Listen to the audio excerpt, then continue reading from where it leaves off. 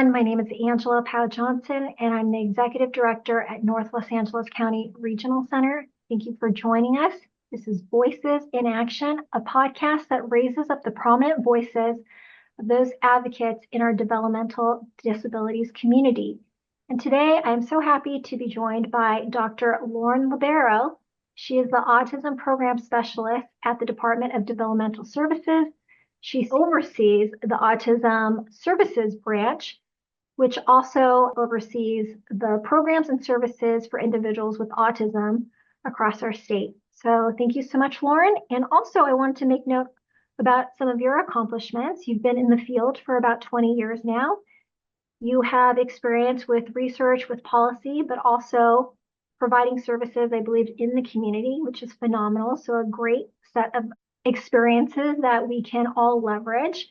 You have also been appointed by the governor in an advisory council that helps to inform law enforcement on the specificities and special needs that our individuals with developmental disabilities might need. Thank you so much for joining us.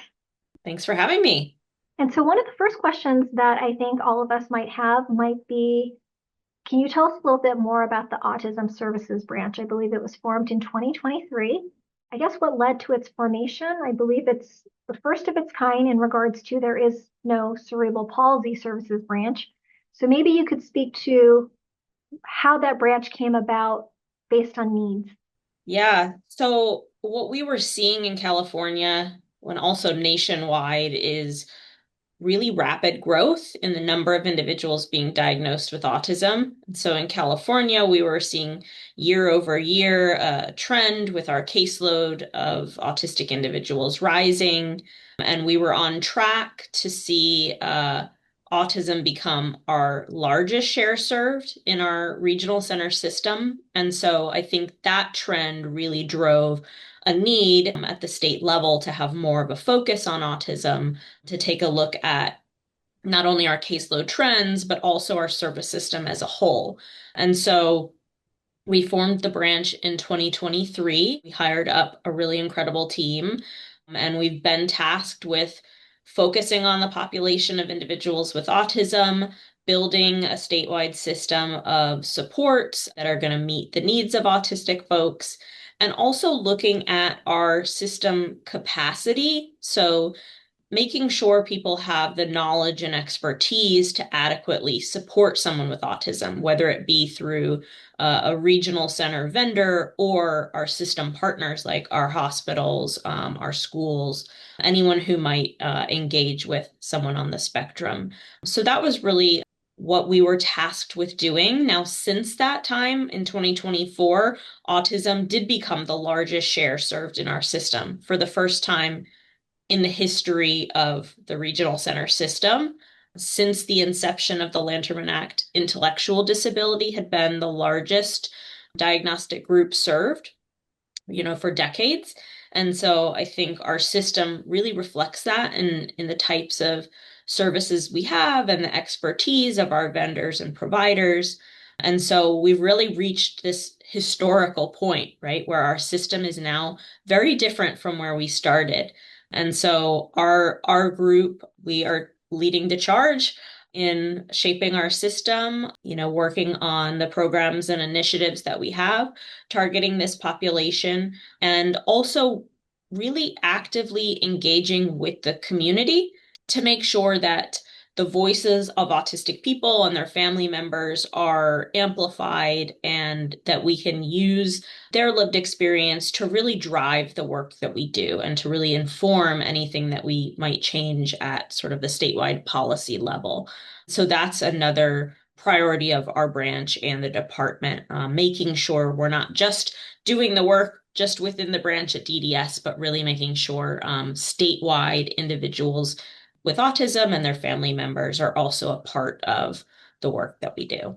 Lauren, I don't know if you know this, but I've devoted my whole life working with individuals with autism. That's how I started off my career as a behavior technician, then a board certified behavior analyst. The trajectory of those getting diagnosed has widened pretty significantly.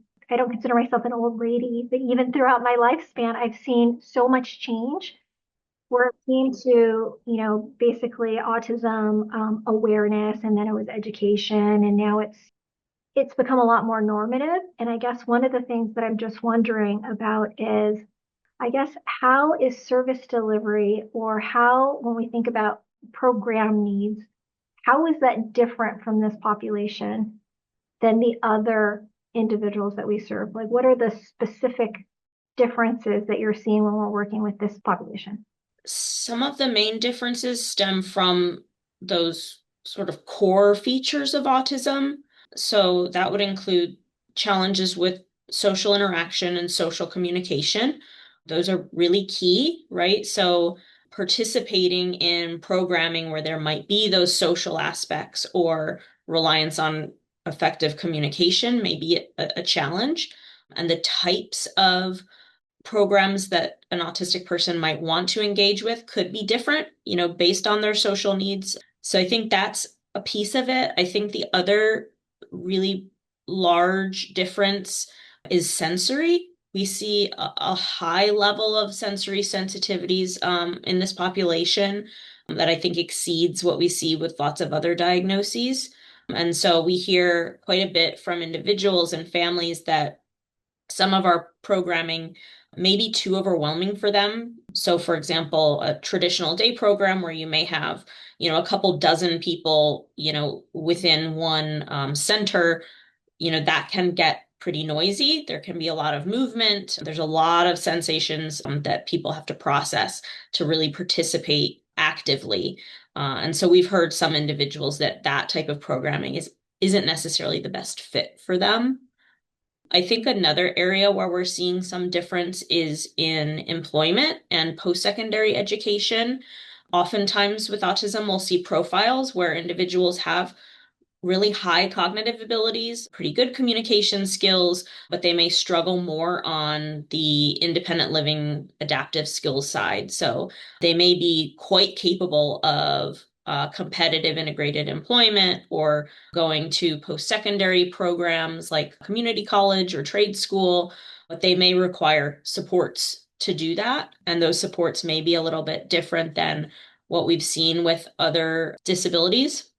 And so we've been taking a look at our employment programs and some of the post-secondary programs we have across the state to see how those might be adapted to better support someone who has some of the challenges that are associated with autism. That's really great. For our community at large, I guess, what are some of the things that the Autism Services Branch may have changed?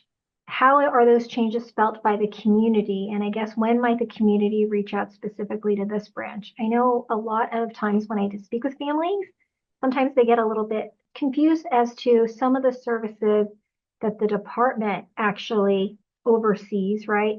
And what is really at the level of the regional center, what is at the level of, let's just say, vendors, what do schools do? So it's like a systems issue of who does what. So I guess what I'm just wondering is, for this particular branch, how might the community be able to interface with your particular department? Yeah, systems can be very confusing. We don't really have a one door approach in the state, unfortunately. So individuals do have to seek services from oftentimes many different places, many different providers, and the information they receive may also be confusing. One of the things that our branch does is we have an autism helpline. So we have a phone number, we have an email account. Anyone can reach out to us if they have questions about autism, if they're confused about our service systems, how they intersect, how they might get eligibility for different types of programs. We provide information about other types of generic resources. And when I say generic resources, I mean services that might come from non-regional center systems. So maybe through their health plan, through their county, through the school districts. And so anyone can reach out to us with questions. We can help piece together the related information, can point people towards the right doors for them to be, going through. And we also provide technical assistance. So if there is a case that might be really complex, involving different system partners, and they need our help bringing those partners to the table. We can also support in cases like that as well. And so that is a freely available resource to anyone. And we have individuals who have lived experience directly running that line as well, which I think makes a really big difference because they understand the challenges that come with trying to navigate systems and really understanding, what an autism diagnosis means and then what is the future going to look like for me. And then in tandem with that, we also operate an Autism Resource Hub on the DDS website. And so our Resource Hub has information about autism. We've got some data and trends for the data geeks like me who like to see that kind of information. But the bulk of the hub is resources. So individuals can read about autism services and supports, access to those generic resources I just mentioned. So looking for mental health supports or supports for aging or finances. We have all of that on our resource hub. We also have a section for professionals who might be looking for specialized training in autism or evidence-based practices. We've got informational materials. We have frequently asked questions. And then we also have links to some supporting informational documentation. So we've got things like flyers, resources for families on there. And we also have a copy of our report to the legislature, which details a lot of data about our caseload in the state of California and also talks about the activities of our branch for anyone who's interested in that. One of the things I'm always curious about is I feel like, for instance, our regional center, we have a lot of information. Now, is it easy to access? And even if we think it's easy to access, is it really being accessed by the populations that we really want? Just out of curiosity, in regards to the resources, you had mentioned the hotline. What volume of calls do you get? And then I guess my other question is, what are some maybe top 3 questions that do come up? Because when I think about it, what are some things that maybe we as regional centers can also be more poised to be able to answer? Yeah, so our helpline we launched in October of 2024. So we've run it for, a year and a half-ish, and we are definitely trending higher. So we have more and more calls and emails each month as kind of the word gets out and people are aware that this is a resource they can call or email us on. But we're tracking around 600 communications a year and rising. So I think by the end of the year, we'll probably be over 1,000 for this calendar year. Now, our resource hub, we're averaging a few thousand clicks a month, and that's active users, so individuals, non-duplicative. And that is also trending towards, more and more users becoming aware. And so I think for the first year we operated our hub, there was almost 100,000 clicks on the resource links on there. And we're seeing this year even more utilization of that resource, which is really great to see.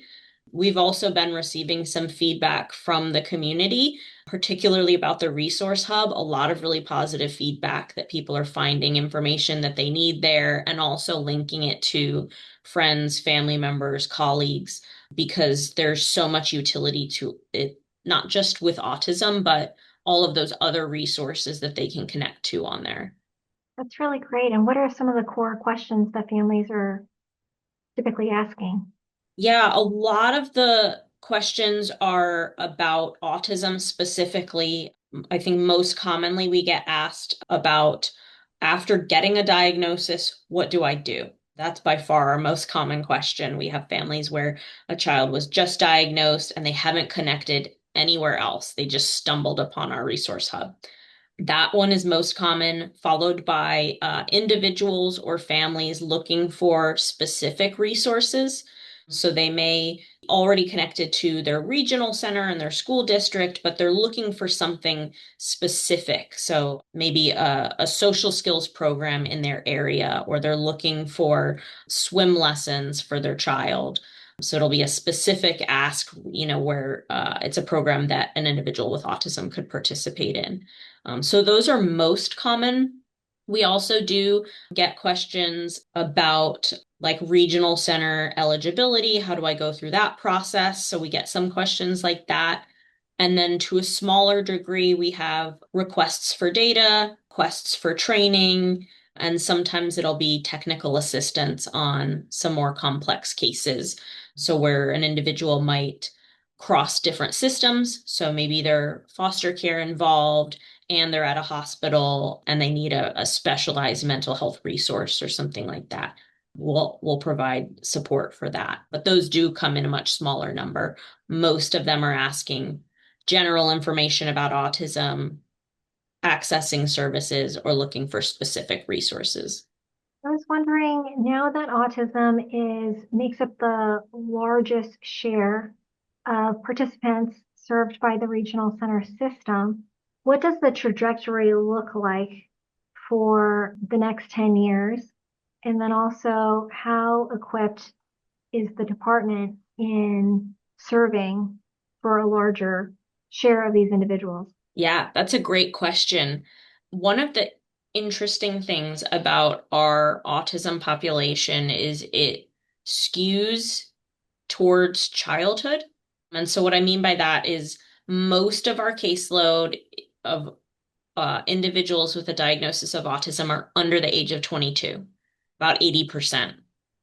And this is unlike our other diagnostic categories where we see almost an even distribution sort of across each age over the lifespan. And so our system has this large influx of children and youth on the autism spectrum, not as many proportionally who are adults. And what that means is over the next, 5, 10, 15 years, we're going to have a lot of young adults on the spectrum who are becoming young adults. And that's often where our regional center system really kicks in to supporting services.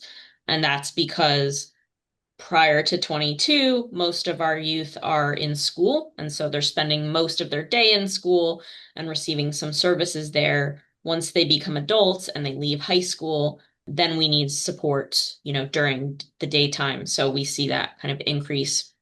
So that's something our system is going to be facing over the next decade or so. We're going to see a really, really rapid growth of young adults with a diagnosis of autism. And then we're also still experiencing that trend I mentioned where year over year we're seeing growth. In other words, new individuals coming into the regional center system and becoming eligible. And most of those are in that like 3 to 5 age group, right? So they're younger children. And so we're still also experiencing impact on that, intake side where more individuals are coming in every year.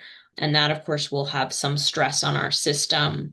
As we have more individuals in our service system, we then need more vendors, more service providers, more direct support professionals. We're going to be able to provide the capacity to provide all the services and supports that are needed. As we see our population grow, we're going to need to see growth on the side of our workforce as well. I know people often ask me, Angela, why do you think that there is so many more people getting diagnosed with autism? Is it the expansion of diagnostic criteria? Is it that previously perhaps there weren't services widely available and funding for those services? And now that there is less stigma and more of a want to, hey, let's go ahead and, get our child assessed so they can go ahead and get the services they need. So what speaks to that? And I guess I was curious. You might be able to let us know what your thoughts are. Yeah, I think it's a complicated answer. We have seen over time, over the last few decades, there have been changes made to the diagnostic criteria of autism. So we've seen that broaden. In the 1990s, we had Asperger's syndrome, where an individual would meet the criteria of autism but not need that language disability that was previously required. And then more recently, around 2013, the DSM-5 came out that made autism spectrum disorder, which was even broader. So there is that clinical change that we've seen. Over that same span of time, we've seen a lot more awareness, right? more people know about autism. We see more autistic representation in the media, in different informational public health campaigns. And so I think as more young parents are aware of autism and they are attuned to what they should be looking for in terms of signs and development, we'll see more diagnoses there. I think another big aspect of it is improvements in our practices, particularly for some of our underserved groups. So historically, all of the clinical tools that were used to diagnose autism were initially created and normed on samples of populations that were predominantly white males. For a long time, children of color and girls with autism, may have been overlooked using those tools. And then also in kind of our societal culture and context, right? Our practices have gotten better. Those tools have been normed on more diverse samples, and our clinicians have received more training. We're seeing more growth in our population amongst Black and Brown children with autism and girls with autism. And they've been driving a lot of the more recent growth. And so those are individuals who had autism all along, right? They just maybe weren't captured, in decades previous. And so I think those are some of the biggest drivers. One question is to what degree some of our environmental factors might be playing a role. I think we know that there isn't one single environmental factor or gene that could be driving growth to this degree. But I think there is quite a bit of scientific evidence that's pointing to some of those factors, as at least potentially increasing risk. And so that's something as a scientist, I'm definitely keeping an eye on. Understood. I know my understanding is that there's definitely evidence that shows that epigenetics is likely a culprit. So there could be a gene that is, I wouldn't say predisposed, but potentially if there is some environmental factor that causes it to be fully present, then Yeah, it could increase likelihood for sure. And I think you're kind of driving to the point around the complexity, right? Because it's in all likelihood not one thing. It may be there's a genetic risk or a genetic mutation involved that is also potentially impacted by some external factor or birth complications or, and then kind of all of those factors combining then maybe result in an autism diagnosis for one individual, right? And then the way we get there for another might be a completely different combination of various factors. The science isn't completely there to explain it, but I think we're starting to see some research in that direction. I think it's so interesting because in the course of this conversation, we talked about some of the social factors that are leading to this, I guess, surge of autism diagnoses. And that is why we have so many individuals under the age of, let's just say, 18 in school age that are getting diagnosed. So when we have the young adults, the adults that are have this diagnosis, it seems almost like, okay, wait a second, how are we going to support these individuals? But also because we're attributing these to social factors, it's not like these individuals are already not in our community right now. They might just not be diagnosed and might not have those services.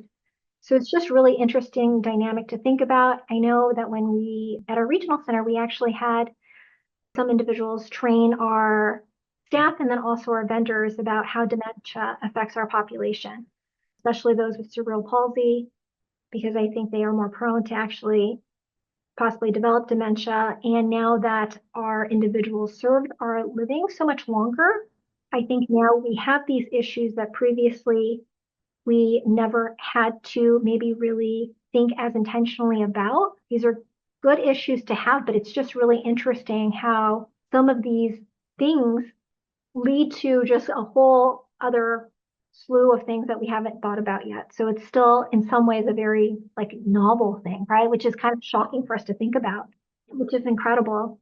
But I guess my question also is what are some of the key projects that you are particularly excited about? I know you talked about the Resource Hub, which I think sounds phenomenal. The hotline I think is going to be really helpful to families. Also wondering if it's in multiple languages. Yes. So anyone can contact us on the helpline, any language. We will, find an interpreter if we need to connect. We're not going to turn anyone away. We do have like our frequently asked questions, and some of our informational materials are already translated into multiple languages. And we also have the helpline flyers in multiple languages. If anyone finds something on the hub that they're not able to access, they can also reach out to us and we'll get it translated for them. You asked about some of the projects I'm excited about.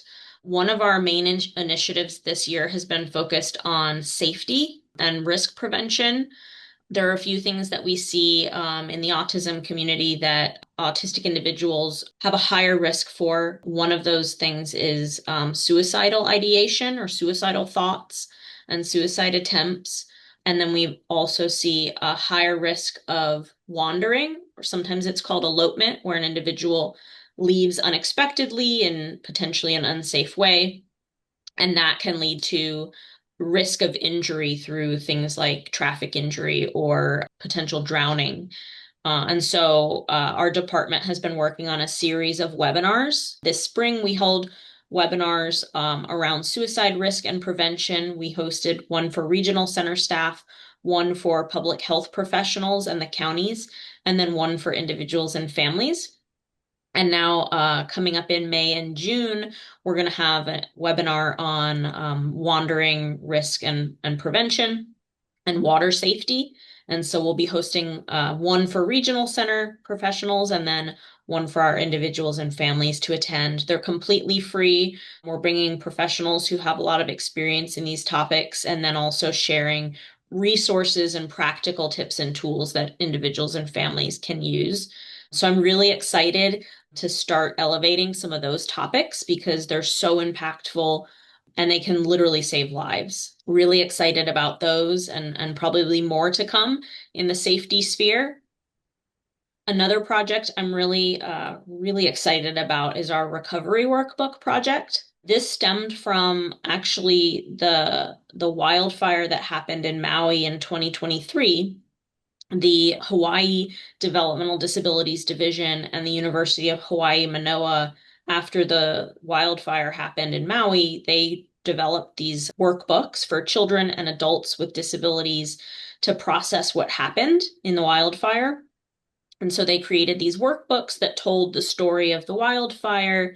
There were pages where individuals could work through, their feelings and their reactions. And there were some coloring pages in there as well. It was just an absolutely incredible resource that they had after that event. And that got our department thinking how useful it would be to have something similar here, especially after we had the Palisade fire in Los Angeles. And so Hawaii actually helped us quickly adapt their book for that event, but we really want to be proactive for future events and not just wildfires. We're developing a series of workbooks for children and adults with disabilities to process different types of natural disasters or traumatic events. They're going to include the plain language story that explains what happened during that event. It'll have the workbook pages so people can process their feelings, their emotions, start to work towards healing. We'll have some California specific coloring pages in there for people to find a sense of calm. And then we'll also include resources where individuals can reach out to for more help or disaster assistance. We are working on the books in collaboration with the Governor's Office of Emergency Services. So we plan to have the books distributed out to the counties and our regional centers before disasters happen so that they will literally be ready for individuals, to have as soon as possible, not, 6 months down the line.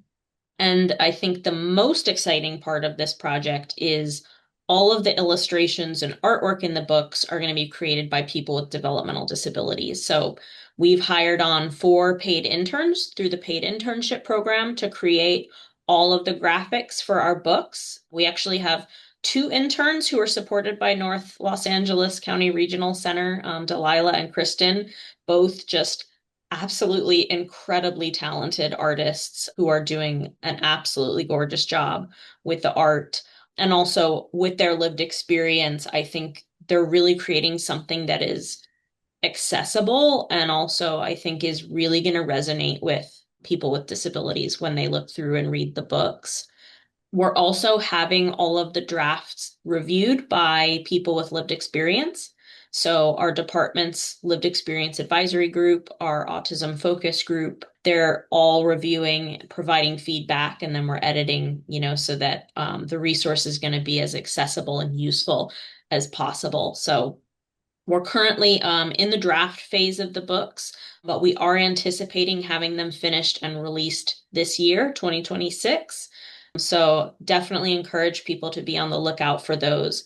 We will have hard copies that are going to be available. We will also have them in PDF printable form on our website. So we'll have a toolkit on the DDS site that people could go to download and print if they wanted to as well.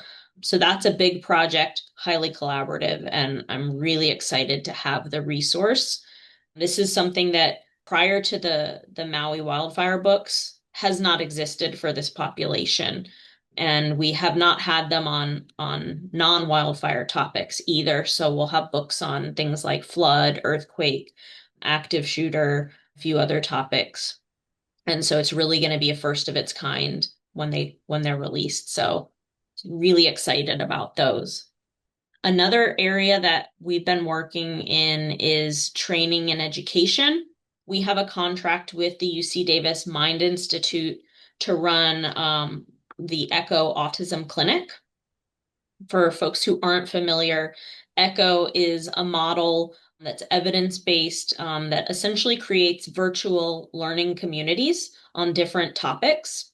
This one happens to be autism, but they run these learning communities or cohorts, a series of 6 sessions around a specific topic.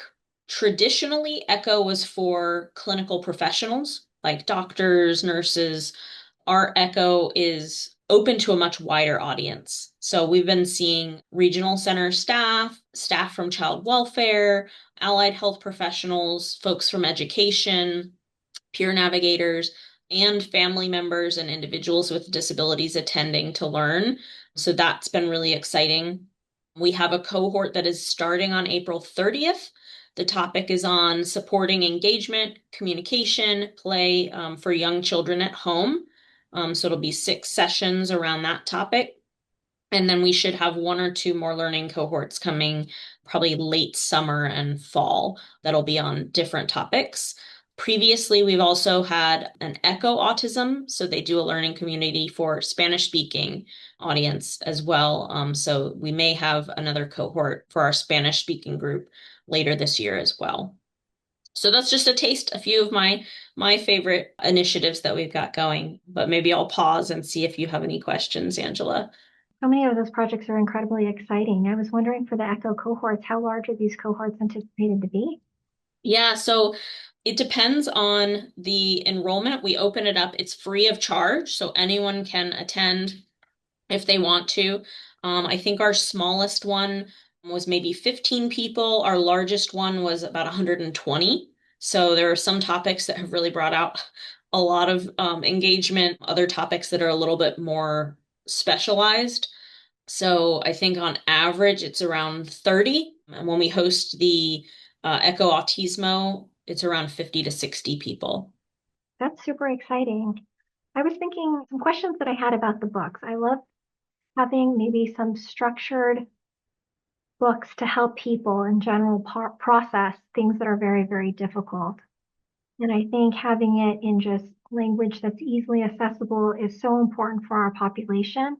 But I guess where my mind goes to it is we're just processing some sort of trauma. And we were talking about, individuals with autism, they're more prone to have suicidal ideation, some of those things. I guess I was just wondering about the other topics where this could be generalized.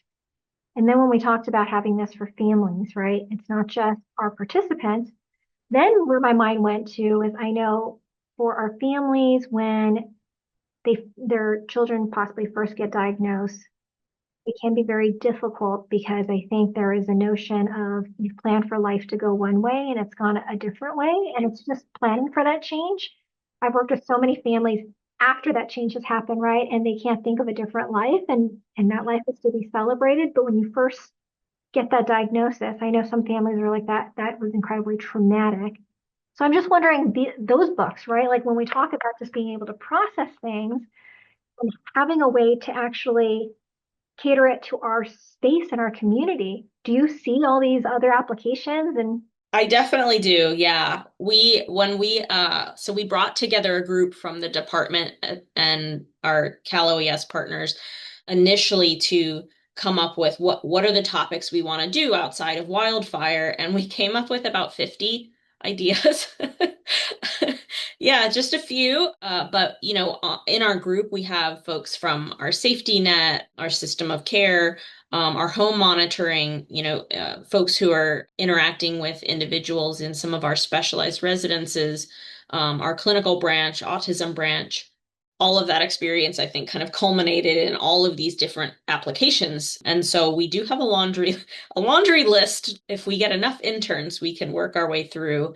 We are definitely looking into, after we get our first series out, probably expanding to some of those topics that are coming up again and again. I think one big one that comes up is grief in general, and so that may be our second series, is something that's not specific to a disaster event, but really just how do you process something like that? The passing of a loved one or a roommate or a pet. I mean, it can be incredibly traumatic and very difficult to get through. So we've been looking at that. Really like your idea about for our families, parents, caregivers. We have been working kind of on the informational side of things, FAQs and flyers and one pagers. Having an illustrated story like you're talking about is a really phenomenal idea. I will also say when my mind goes, because you guys have been very intentional, right? With your hotline, they are also individuals also on the spectrum that are answering, some of these questions. They have their lived experience. I thought, how great would it be if we're going down that route for perhaps parents to be able to answer some of those questions? I was there. I had the same questions. And guess what? 20 years down the line, this is what that looks like. You can get there too. I think when families first hear about the diagnosis, all they hear about is change. And they don't have that community to support them yet. So I always think about how to bridge that community. Can I also say, because I know when we first got into this meeting, we talked about your background, but I think that also speaks to how much change has occurred over just a couple of decades, right? We talked about, autism awareness, and then it was autism acceptance, and now it's celebrating Autism Month. And absolutely, I do know that there are individuals out there that are like, we have autism and we're so proud. Yes, I think neurodiversity is something that we are coming to celebrate. There are individuals out there that are outwardly, outspoken about having this diagnosis and how that has been, in some ways, their superpower because perhaps they're able to focus on things a little bit more than, other people or whatever it might be. But just seeing that trajectory has been very, very cool. I think you're absolutely right. I think we've seen over time, as there's been more awareness, more of a shift towards, celebrating autism, celebrating neurodiversity, really acknowledging the value that, individuals who are different bring to our communities, our workplaces. It's definitely something that we really value at the department and in my branch. We were very intentional when we set our branch up in terms of, the community engagement and bringing in individuals and families to share with us their experiences. But I've also been incredibly fortunate that our job postings have attracted people with lived experience. So in our branch, we do have neurodivergent staff, we have family members, and I think that makes a big difference. When we're answering calls, we have someone who has lived experience to help assist someone. When we're developing informational materials, right? The first pass is by someone who might be autistic or a mom.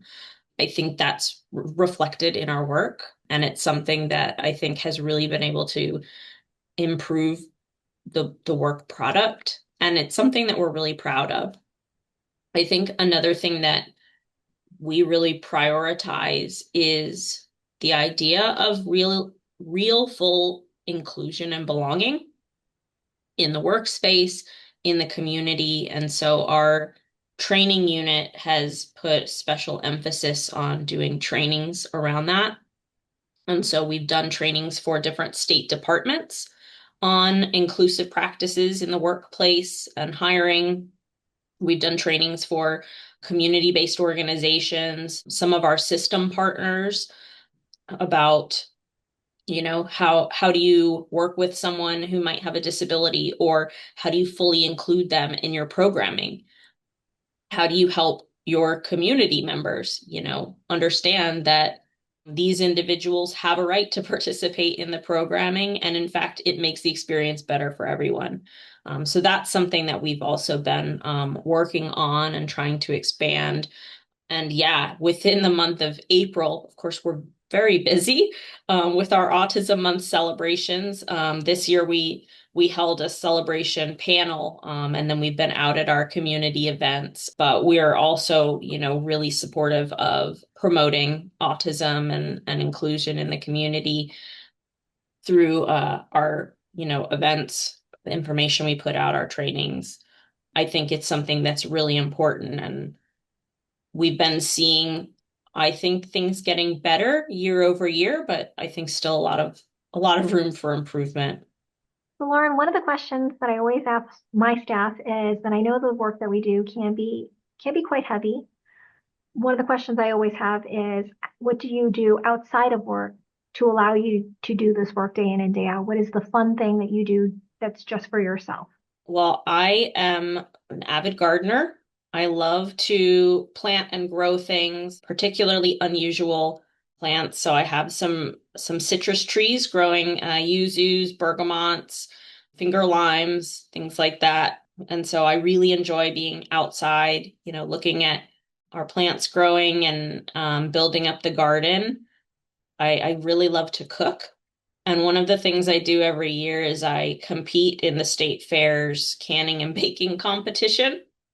So I'm an active jam maker, and that goes hand in hand with the gardening, right? So growing fruits and citrus and then turning that into canned jams and marmalades and curds, and then taking those to the Capitol for our state fair to see how I do. It's full service. I love it. It is. Very cool. Well, thank you so much for sharing that. Yeah. Well, this has been really great, Dr. Libero. I just have one final question. I guess I'm just Yeah. wondering how we can actually partner more closely with your branch in order to better serve our community.